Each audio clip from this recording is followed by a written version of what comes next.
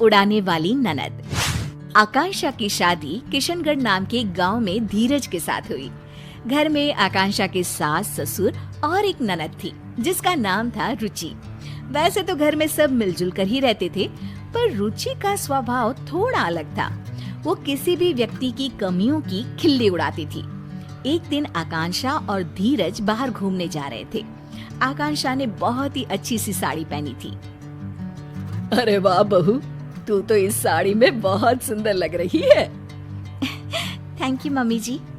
तभी रुचि वहाँ आ जाती है। रुचि आकांक्षा को देखती है तो उसे उसकी साड़ी बिल्कुल भी पसंद नहीं आती। आय हाय भाभी, ये कैसे साड़ी पहनकर जा रही हो आप? बिल्कुल भी अच्छी नहीं लग रही। लाल साड़ी में एकदम टमाटर लग रही हो। आकांक्षा को रुचि की इस बात पर बहुत गुस्सा आता है। ए रुचि, तुम इस तरह से मेरी खिल्ली मत उड़ाओ, समझी? छोटी हो छोटी ही रहो। मैंने तो जो कहा सच ही कहा। जैसे कि ये जो झुमके पहने हैं ना, इतने भारी। ध्यान रखना भाभी, कहीं कान ही ना कट जाए। आकांक्षा ये बात सुनकर और भी गुस्सा हो जाती है। धीरज बात संभालने की कोशिश करता है। चलो आकांक्षा, फिल्म के लिए लेट हो रहा है। मुझे नहीं जाना कोई फिल्म देखने। आकांक्षा नाराज होकर अपने कमरे में चली जाती है। उसके जाने के बाद सब रुचि को डांटते हैं। रुचि, तुम्हें बिल्कुल भी तमीज नहीं है कि किससे क्या बात करनी चाहिए। बस हर किसी का मजाक उड़ाती रहती हो। मैंने क्या कहा भैया? मुझे तो सच में भाभी के कपड़ों पर हंसी आई। फिल्म देखने से ज्यादा लग रहा था जैसे किसी शादी में जा रही थी।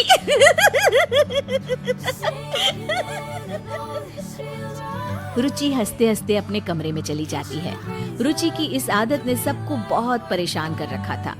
उसे हर किसी का मजाक बनाने की अब तो आदत सी हो गई थी। एक दिन आकांक्षा और उसकी सास टीवी पर अपना मनपसंद कार्यक्रम देख रहे थे। तभी वहाँ रुचि आ जाती है।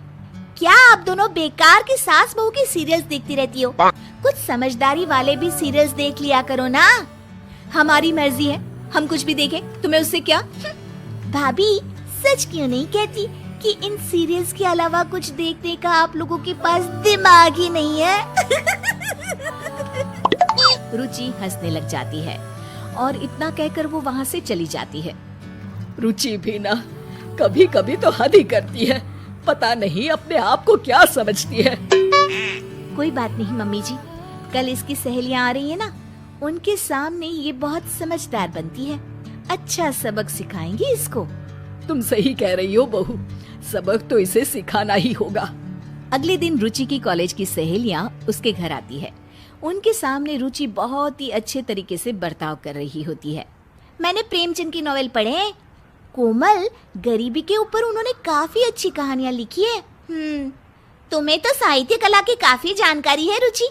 कल हमारे कॉलेज में साहित्य पर एक वर्कशॉप होने वाला है, तुम चलोगी ना? बिल्कुल चलूंगी कोमल। अरे राधिका, तुम तो कुछ ले ही नहीं रही हो। रुको, मैं तुम्हारे लिए कोल्ड ड्रिंक लेकर आती हूँ। अरे नहीं, मैं खुद ले लूंगी।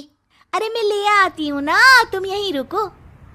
रुचि को अपनी सहेलियों से इतने अच्छे से बातें करते देख आकांक्षा अपनी सास से कहती है, ये देखिए मम्मी जी, अपनी सहेलियों के साथ कितना अच्छा बर्ताव करती है। हाँ, बस अपने घर वालों को ही कुछ नहीं समझती। तभी आकांक्षा को एक तरकीब सूझती है। मुझे एक तरकीब सूझी है मम्मी जी, चलो इसको अभी सबक सिखाते हैं। अच्छा, चल चल बहू। आकांक्षा सबके लिए नाश्ता लगा रही होती है और जानबूझकर हर चीज को मिला देती है। कोल्ड ड्रिंक को कप में डाल देती है। तभी वहाँ रुचि आती है और रुचि खाने का ऐसा इंतजाम देखकर गुस्सा हो जाती है। अरे भाभी, आप भी ना एकदम गवार की गवार हो। कोल्ड ड्रिंक कप में कौन परोसता है? ओह, मैं अभी ठीक कर देती हूँ रुचि। और ये समोसे और चटनी एक साथ क्यों मिला दिया आपने? कितनी पढ़ाई की है आपने भाभी?